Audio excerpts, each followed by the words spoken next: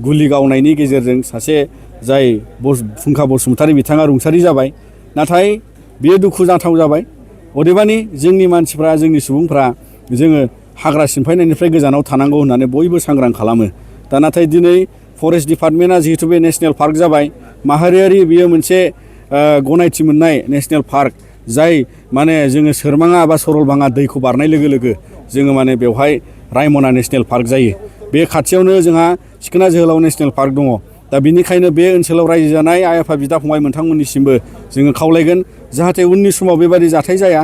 मानोना फरेस्ट डिपार्टमेन्टआ गावनि खामानिखौ मावगोन आरो बिथांमोना बेबादि मोनसे गोहो दं जे माने जायाव माने बेबादि सिखाव खावनाय बा जिब जुनारखौ खहा खालामनाय मोनोब्ला हमनांगौबो जायो। नाथाय मालाबा बेबादि बिथांमोना गुलि गावनाय गोबां जाथाय जालांबाय आरो उनाव दाजाथों, इयुनाव दाजाथोंसै जोङो बेखौ खावलायगोन।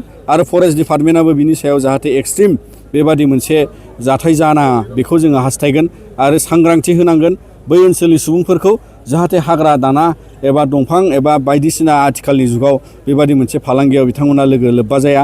दा बेखौ लानानै सांग्रांथि होनांगोन, एवारनेस होनांगोन। आरो नङाबा बियो मोनसे दिनै जों जाय दिनखौ माने एन्टि टेररिज्म डे फालियो, बै न'खरनि थाखाय बै ओनसोलनि थाखाय बियो मोनसे गिख्रंथाव थासारि, जायखौ लानानै जानाङा होननानै जों बयबो सानो। बियो दिनै जाथाय हिसाबै जालांबाय। दा बेनिखायनो दुलाराय बर' फरायसा आफादनिफ्राय जाय न'खरा दिनै माने बे फुंखा बसुमतारी बिथांखौ गोमानांबाय, बिथांमोननो जाहाथे बड'लेण्डनि फरेस्ट डिपार्टमेन्टआ बिथांमोननो जाहाथे क्षतिपुरन होयो, बिथांमोननो जाहाथे रांनि अनसुंथाइ थोजासे होयो, जायखौ माने बिथांमोना न'खर खांनाय एबा फोलोमनो थाखाय आरो बेवहाय ओनसोलाव सांग्रांथिखौ बारायनांगौ होननानै जों खावलायबाय फरेस्ट डिपार्टमेन्टखौ। आरो बेजों जोंनि समाजा अराय हाग्रा बंग्रा रैखा होनानै लांनांगोन। मानोना बेनो जोंनि जिब जुनारजों लोगोसे मोनसे ओनसोलनि दिनै टुरिजमाव दावगानायनि मोनसे थासारिखौ मोन्दों आरो बेखौ लानानै जों अराय सम हाग्राखौ रैखा खालामलांगोन होननानै जों खावलायो। बिफां दाननायनि खेथ्रआव माखासे समाव राजखान्थियारि मोनसे दागो फुननाय माखासे सोलिगिरि, दा बेनि बेलायाव नोंथांमोना मा मेसेज होयो? जोङो दुलाराय बर' फरायसा आफादाबो नुदों, नोंथांमोनहाबो नुदों जे गोबां थासारियाव गोदानै हादान सिफायनाय, गोदानै हाग्रा सिमफायनाय, बिनि गेजेराव माने राजखान्थि भाबे सोरखौबा नारलायनाय, सोरखौबा दुसिलायनाय, बेफोरो माने जायगा मोननाङा।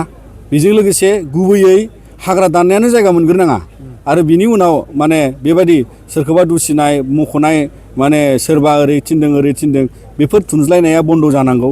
गिबियै नोंथांमोना बै हाग्राखौ सिमफायनायनि सिगां माने 100 बार साननांगोन जे माने हाग्राखौ जोङो दिनै गोदानै सिमफायनानै मा जागोन। मानोना हाग्रा सिमफायनाया दिनैनि समाव माने बे थासारि नङा। जों रैखा खालामनांगौ, जों हाजार बिफां गायो आरो बेजों लोगोसे सरकार बा जोङो सुबुं माहारि हिसाबै बे हाग्राजों जों थांनानै थानांगौ। आरो बेखायनो गोदानै हादान सिफायनायाबो बन्द' जानांगौखौ जों दुलाराय बर' फरायसा आफादा गोबाव समनिफ्राय जों खावलायबोदों। मानोना हाग्रा मोनथाय आयेन बादियै जायफ्रा माने फरेस्ट राइट्स एक्टनि गेजेरजों हानि मोनथाय मोनो, बिथांमोना जायफ्रा माने डिसेम्बर दाननि 2005 मायथाइसिमाव दङमोन एबा बिनि सिगाङावनो बेहाय रायजो जानाय, बेफोरबायदिफ्रासो माने फरेस्ट राइट्सखौ मोनथाय मोनो। नाथाय बेनि उनाव बा गोदानै जायफ्रा थायो, बिथांमोना बे मोनथायखौ मोननायनिफ्राय गोजानाव गोबाङानो थानांदों। आरो बेखौ मिथिनानैबो दा जोङो बेखायनो हाग्रा गोदान सिफायनाया दानि जुगनि खामानि नङा होननानै जों सानो।